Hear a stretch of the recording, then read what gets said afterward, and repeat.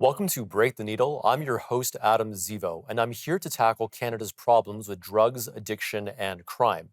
Today, we'll be chatting with Tom Wolf, an internationally famous recovery advocate from San Francisco, who will be telling us about how his city pivoted away from ruinous harm reduction policies.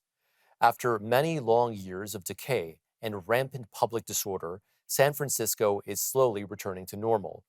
And if that can happen there, then perhaps there's hope for Canadian cities too. Welcome to the show, Tom. Well, thanks, Adam. Thank you for having me. It's great to be here.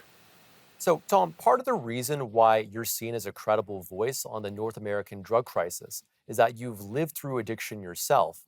Can you tell us more about that? What did you experience? And what did you witness on the streets and in recovery? Yeah, so I'm one of those guys that got addicted after surgery. I was given oxycodone to manage the pain, and I didn't use those pills as directed and got addicted to them.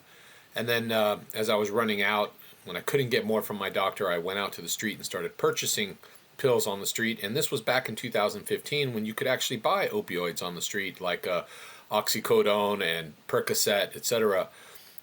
And then over a period of about 18 months, my addiction grew until I was taking 560 milligrams of oxycodone every single day just to function.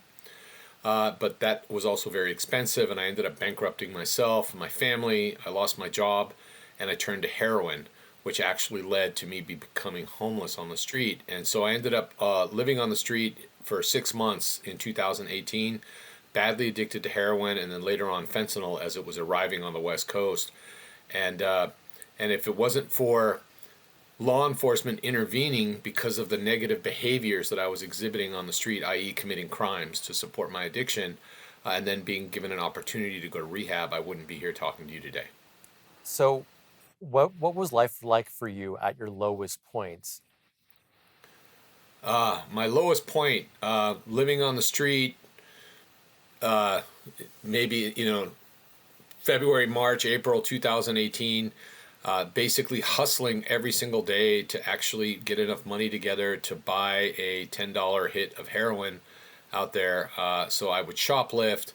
I became a drug mule and held drugs for the dealers out there on the street because they would pay me in drugs, and that was one of my lowest points. And then I started getting arrested, which was really a low point for me because at the time I was 48 and I'd never been arrested before in my life. In fact, I was kind of an upstanding member of the community. I was a family man, married with 2 kids. I had a job with the city and county of San Francisco previously. So to start getting arrested and going to jail, those were really shockingly low points for me. But none of that really stopped me until I was arrested for the sixth time, and I had to spend 3 months in jail where I got sober, and then I was able to start making better decisions.